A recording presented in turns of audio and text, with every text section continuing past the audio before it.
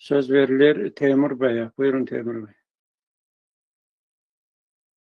Çox təşəkkür edirəm, dəyərli başkan. Mən çox qısaca bir iki dəqiqəlik danışacağım. Sadəcə çünki digər dostlarımla vaxt çatsın. Mən görürəm, biraz dostlar çox fikir bildirirlər məsələ ilə bağlı. Çünki məsələ o qədər aktual məsələdir ki, buna fikir bildirmək nə qədər fikir bildirsək belə azdır.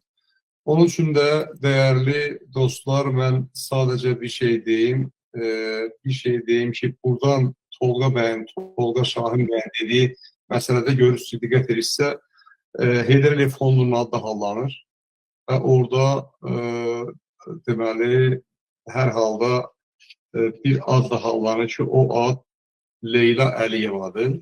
Leyla Əliyevanın adı hallanır. Leyla Əliyeva da bu fondun rəhbərlərindən biridir. Analı bağlı fonda rəhbər təyin olublar.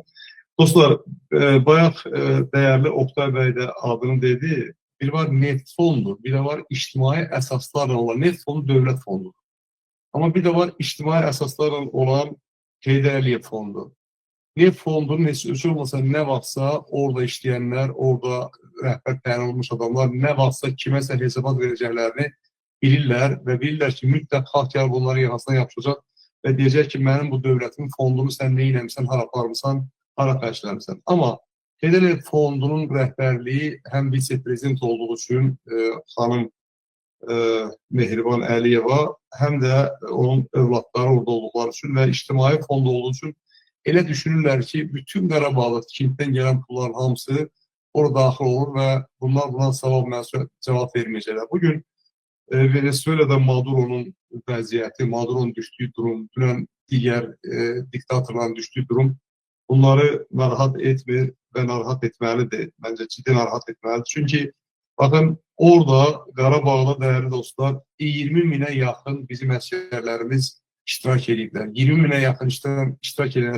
əsgərlərimizdən 3000 nəfər şəhid olub. 3000 nəfər şəhidin ailəsinə nə qədər pul verirlər? Qan pulu 11 min.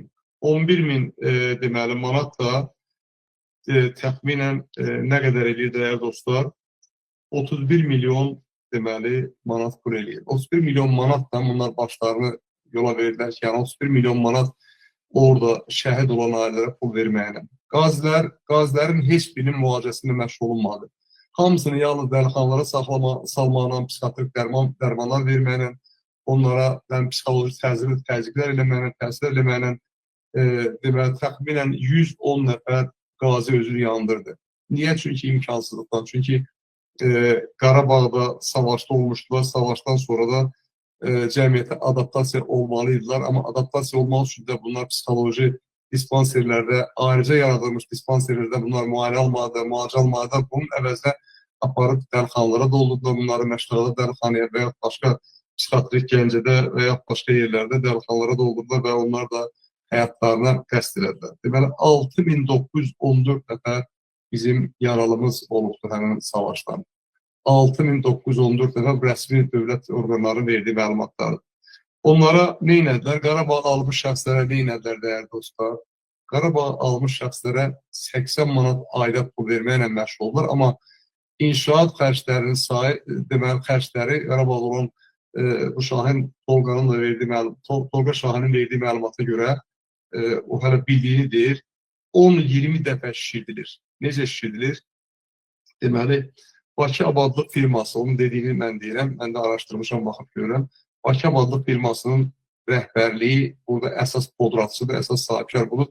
Dövlətdən Bakı deməli, Abadlıq firmasının müqaviləsi var və digər şirkətlərin müqaviləsi isə Bakı Abadlıq firmasından. Deməli, Bakı Abadlıq firması dövlətdən milyardlar alır, bu şirkətlərə isə çox cüzi pullar verirlər.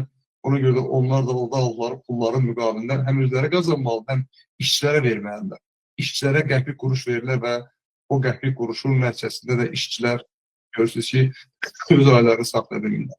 Qarabağ azad edən qazilər, xatırlatdığım kimi 80 manata möhtac buraxılıblar.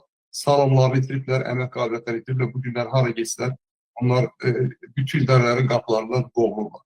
Belə bir vəziyyətdə dostlar, mən çox vaxt almaq istəmirəm. Bu haqda danışmağa çox böyük ehtiyac var. Mən Aba Media kanalından, Müqavimət TV-dən bu məsələləri danışacağım.